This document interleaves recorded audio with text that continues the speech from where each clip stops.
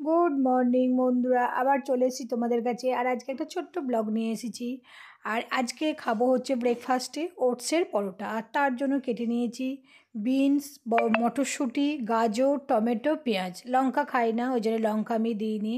আর এই সবজিগুলো আমি একটু অল্প তেলে ভেজে নেব। আর তার জন্য আমি ইন্ডাকশানে ফ্রাই প্যান চাপিয়ে দিয়েছি। আর এতে একটু সর্ষের তেলই ভেজে নেব। দেখো তাহলে, চলো দেখতে থাকো কীভাবে করি আমি।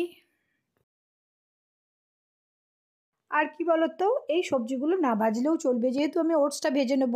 কিন্তু একটু কাঁচা কাঁচা থাকে বলে আমি একটু ভেজে নিচ্ছি। আর এতে দেখো হালকা তেল দিয়ে দিচ্ছি। তেল দিয়ে তারপর সবজিগুলো আমি দিয়ে দেব। আর এখানে দেখো খুব সামান্য তেল দিয়েছি, কারণ এখন আমার শরীরটা খারাপ বলে খুব বেশি তেল খাচ্ছি না। আর এই সবজি ভাজতে খুব বেশি তেলও লাগে না। দেখো এই সবজিগুলো হালকা করে একটু নেড়ে নিয়েছি।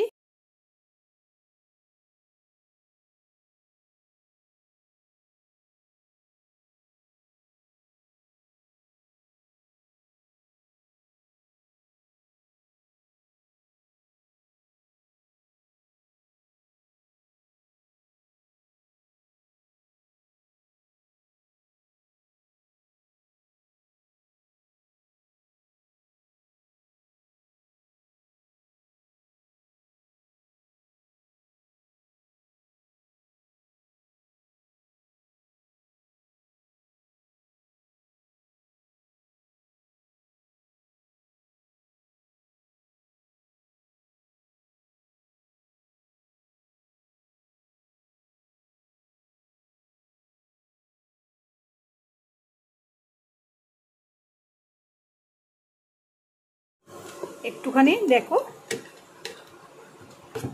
আর এবার আমি একটু একটু করে এটা দিতে থাকবো। হ্যাঁ,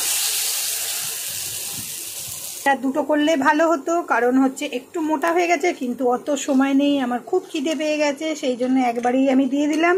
চলো তাহলে হয়ে গেলে তোমাদের দেখাচ্ছি। একটু ঢাকা দিয়ে দিচ্ছি।